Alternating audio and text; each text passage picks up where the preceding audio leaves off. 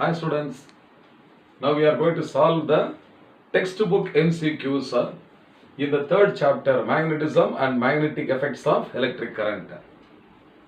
Now the first MCQ is the magnetic field at the center O of the following current loop is to be determined.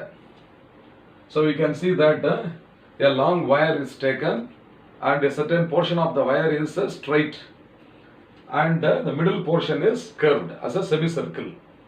அப்ப இது வந்து பாத்தீங்கன்னாக்க left and right portion straight conductor இருக்குதுப்பா. அதுக்கப்புறம் middle portion bent. அது வந்து semicircular loop. அதோட radius வந்து r னு கொடுத்திருக்காங்க. சரி, இப்போ நம்ம என்ன படிச்சிருக்கோம் தியரியில? When current flows through any shaped conductor, there will be a magnetic field around the conductor. இதுதான் ஆயர்ஸ்டடினுடைய discovery. Suppose if the shape of the straight conductor, okay, is infinitely long, அப்படின்னா நம்ம என்ன படிச்சிருக்கோம்? Circular, there will be a field, circular magnetic field around the conductor னு சொல்லியிருக்கோம். But there is no field along the length of the conductor. அந்த கண்டக்டரோட லெங்த்ல எங்க point எடுத்தீங்கனாலும் அந்த பாயிண்ட்ல magnetic field இருக்காது. இப்போ இந்த பிக்சர்ல பாருங்க, I is a straight, I is the current flowing through the straight portion of the conductor.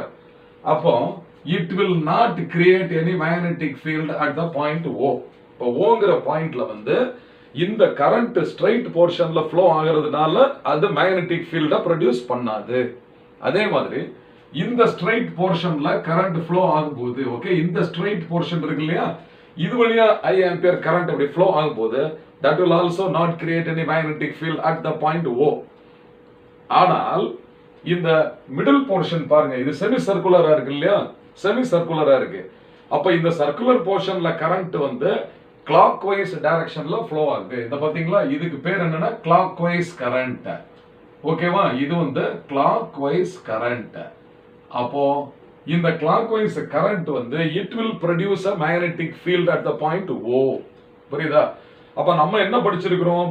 இப்போ வந்து ஒரு சர்க்குலர் காயில் இருக்குப்பா, அதுல n number of turns இருக்குது. அதுல I ampere current flow ஆகும்போது அதோட மிட் பாயிண்ட் இருக்கு இல்லையா, சென்டர் ஆஃப் த சர்க்குலர் லூப்ல நம்ம மேக்னெட்டிக் ஃபீல்ட் என்ன நம்ம படிச்சிருக்கிறோம்? B is equal to mu naught into n into I divided by 2 into R. இந்த ஈக்குவேஷன் தான் நம்ம படிச்சிருப்போம். வேற n is the number of loop. Okay, இங்க நம்பர் ஆஃப் லூப் என்ன பாருங்க, இங்க என்ன எத்தனை நம்பர் ஆஃப் லூப் கொடுத்திருக்கு? half. அப்ப n is equal to 1/2. அப்ப இந்த இடத்துல வந்து n is equal to 1/2 அப்படிங்கிறது போடணும், அவ்வளவுதான். அப்போ therefore the magnetic induction at the center is given by B is equal to 1/2 into mu naught. Okay, n க்கு பதிலா தான் 1/2 நம்ம போட்டுட்டோம்ல, அப்ப remaining factors mu naught I divided by 2R னு வந்துரும். அப்ப இந்த 1/2 into 1/2, therefore B is now equal to mu naught into I divided by 4R அப்படிங்கிறது எக்ஸ்பிரஷன். இது வந்து மேக்னிட்யூட் தான், அதாவது magnitude of the magnetic field at the centre of the loop. ஓங்கிற பாயிண்ட்ல மேக்னெட்டிக் ஃபீல்டுடைய மேக்னிட்யூட் வந்து எவ்வளவு இருக்கும்னு கண்டுபிடிச்சிட்டோம். இப்போ இதனுடைய டைரக்ஷன் கண்டுபிடிக்கணும். பாருங்க, ரெண்டு ஆப்ஷன் சேமா கொடுத்திருக்காங்க. ரெண்டுலயுமே mu naught I by 4R இருக்குது. பாத்தீங்களா, ஆப்ஷன் B லயும் mu naught I by 4R இருக்குது. அப்போ இந்த மாதிரி x னு கொடுத்திருக்காங்க, இந்த சர்க்கிள் போட்டு ஒரு டாட் கொடுத்திருக்காங்க. நம்ம क्वेश्चनல பாத்தீங்கன்னாக்க இந்த மாதிரி கொடுக்கல, இன்வர்ட் அவுட்வர்ட்னு கொடுக்கல. பட் நம்ம படிக்கும்போது என்ன அண்டர்ஸ்டாண்ட் பண்ணிருக்கோம் அப்படின்னு கேட்டீங்கன்னாக்க, இந்த மாதிரி x மார்க் போட்டோம்னா into the page or paper அப்படின்னு அர்த்தம். into the plane of the textbook உள்ள கூடி போகுது. இப்ப போர்டுக்குள்ள கூடி இப்படி போகுது. இன்வர்ட்னா போர்டுக்கு உள்ள. அதே மாதிரி இந்த மாதிரி சர்க்கிள் போட்டு டாட் வரைஞ்சோம்னா அவுட்வர்ட், போர்ட்ல இருந்து வெளியில நோக்கி வருது, அந்த ஃபீல்ட் வெளியில வருது.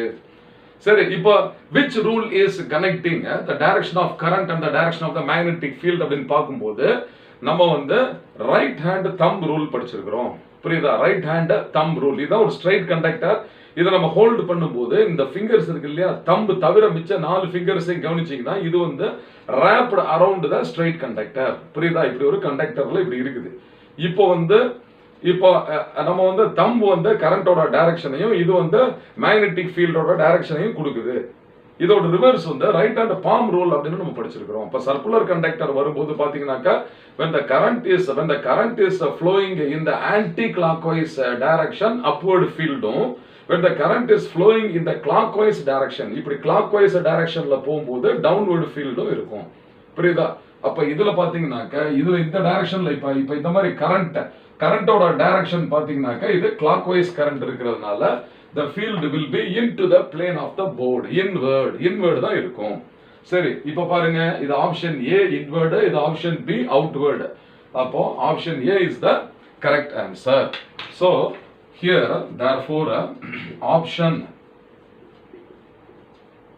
A is the correct answer. So the magnetic field is inward.